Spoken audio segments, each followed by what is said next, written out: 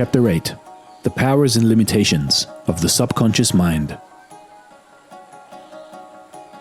The subconscious mind is the mind of nature.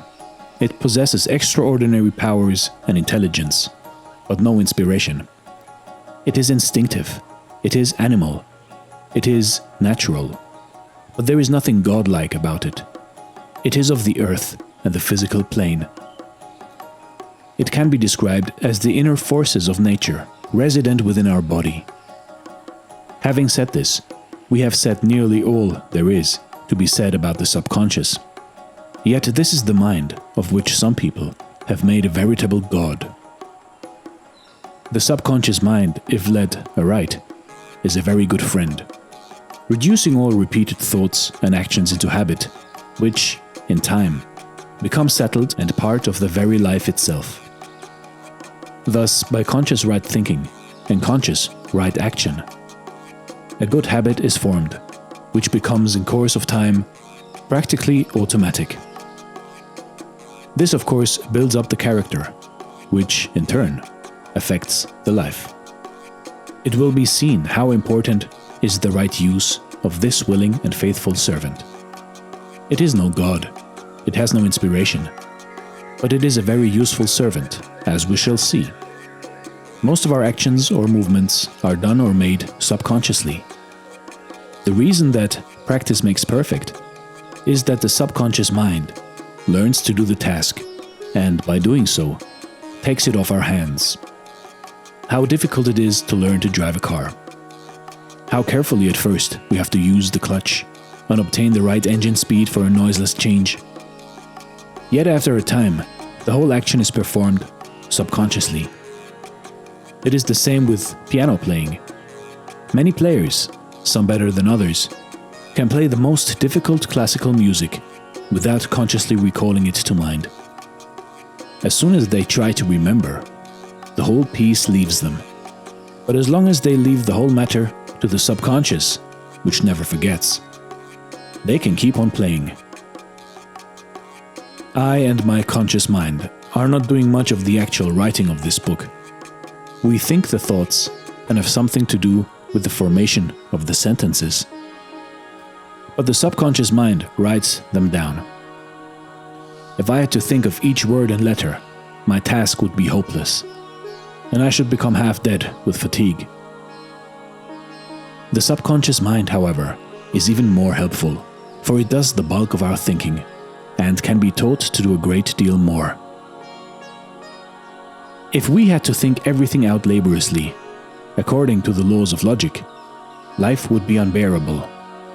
Instead of this, our subconscious mind does the bulk of our thinking.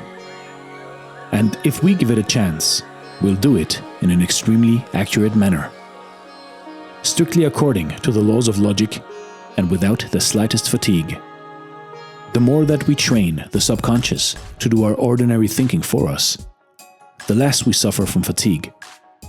Fatigue is unknown to the subconscious mind, therefore we can never tire it or overwork it. The subconscious mind can be made to do more and more work for us, if we will delegate definite work for it to deal with. One who has learned thought control, who can take up a matter, consider it in all its bearings, and then dismiss the subject from his conscious thought, is able to increase his efficiency by 100% and reduce his mental fatigue almost to vanishing point. Instead of laboriously working out his problems and worrying and scheming over them, he simply dismisses them to his subconscious mind to be dealt with by a mastermind, which works unceasingly, with great rapidity, extreme accuracy, and entirely without effort. It is necessary, however, to give the subconscious every available information, for it possesses no inspiration or superhuman wisdom, but works out logically according to the facts supplied to it. This great, natural, untiring mind downstairs, as it has been called, is also capable of doing even more useful work still. A writer or a speaker or preacher can collect notes and ideas for his article, book, speech, or sermon, and pass them down to his subconscious mind with orders that they be arranged in suitable order, division, subdivision, and so on. When he comes either to write or prepare the notes of his speech or sermon, he will find all the work done for him, and all that he has to do is to write it down, entirely without effort or fatigue. Again, a businessman who has learned to make use of his subconscious mind in this way need not juggle or worry or fatigue himself by planning and scheming for the future. All that he need to do is to submit the facts to the greater mind downstairs, and all the planning will be done for him, entirely without effort, and far more efficiently than he would have done it through laborious conscious thinking. I once read an interview with the late Henry Ford, the founder of the Ford Car Company. He spoke of the way with which big businessmen deal with problems, and pointed out that they did not spend a lot of time pondering and puzzling over plans or ideas. He said, "An idea comes to us. We think of it for a little while, and then we put it in the pot to boil. We let it simmer for a time, and then take it out." What Henry Ford meant, of course, is precisely what we have been saying, that the idea or problem is dismissed to the subconscious mind, which works it out and presents it to the conscious mind for judgment. Yet again, an inventor or one who is constructing something mechanical can make use of the subconscious mind in precisely the same way. Let him sum up the whole problem, arrange all his facts and available information, and pass them all to his subconscious mind, when, if a successful result is within the range of possibility, an answer or idea will be the forthcoming. All this being done, mark you, without any effort whatsoever. All this may seem, especially to some readers, rather wonderful and far-fetched. Yet there is nothing occult or mysterious about it.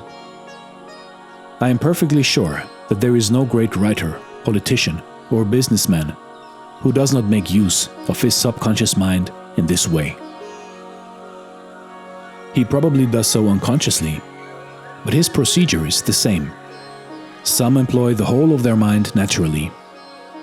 These become men of achievement, who occupy responsible positions, and who bear immense burdens without strain, worry, or care.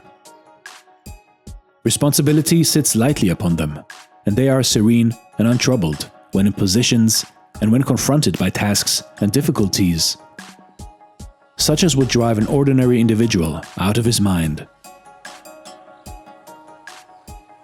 Such men develop their powers in attention and concentration to a very high degree.